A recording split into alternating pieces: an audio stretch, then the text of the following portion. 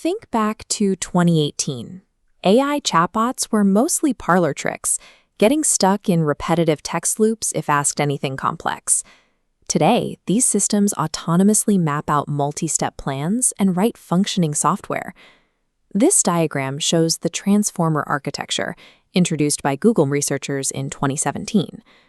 Before this, language models read text one word at a time, which was incredibly slow.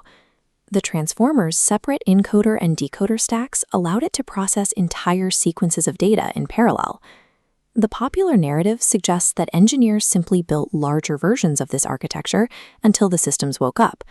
But the reality is grounded in strict mathematics. In 2020, researchers published scaling laws, precise equations that predicted exactly how much a model would improve.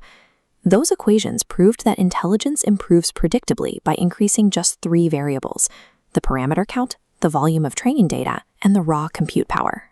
It requires massive financial investments and physical warehouses of specialized chips running for weeks on end. This brute force scaling successfully compressed a massive chunk of human knowledge into a giant zip file of the internet. But a system that excels at raw pattern matching and guessing the next word is still a far cry from a logical assistant. Early massive language models had a single objective: autocomplete internet text. Because the internet is full of chaotic, contradictory, and sometimes toxic content, the raw outputs from these models were frequently unhelpful. To fix this, researchers introduced reinforcement learning from human feedback, or RHLF. Human labelers reward the accurate, safe responses. This feedback loop shifts the AI's internal structure, turning it into a polite, structured assistant. As this behavioral alignment layer was added on top of massively scaled pre-training, emergent abilities began to appear.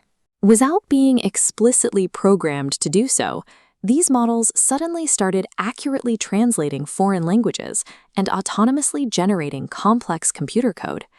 Without RLHF, AI would have remained an unpredictable autocomplete experiment. Human behavioral tuning is what made these models commercially viable tools. Even a perfectly aligned model has a critical limitation. It relies entirely on fast, instinctive text generation, what psychologists call System 1 thinking.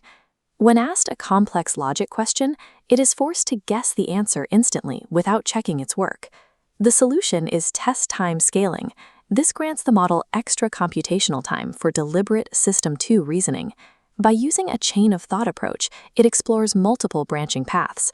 Flawed logic is discarded, allowing it to find the correct alternative route. Older methods spent almost all their computing power up front during the initial training phase. This approach allocates extra computational cost right at the moment the user submits a prompt. Test time scaling broke the logic bottleneck. High-level problem-solving requires more than massive amounts of data. It requires the computational time to actively process it. Yet, a perfectly reasoned plan is useless if the system is trapped inside a chat box, completely cut off from the outside world. To bridge this gap, engineers developed tool use. Models can now emit specific text tokens that trigger actions in external software environments. For example, neural networks are inherently bad at literal math. So when faced with a complex equation, the model can simply write a command to open a calculator, guaranteeing a perfect result. It can also write a Python script, execute the code, and read the resulting error messages to correct its own logic.